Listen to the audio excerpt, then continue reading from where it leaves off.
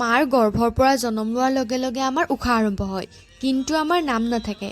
আৰু এদিন নাম, আৰু যিদিনা আমি মৰিম সিদিনা আমাৰ উশাহ নাথাকে, কিন্তু নামটো থাকি যায়।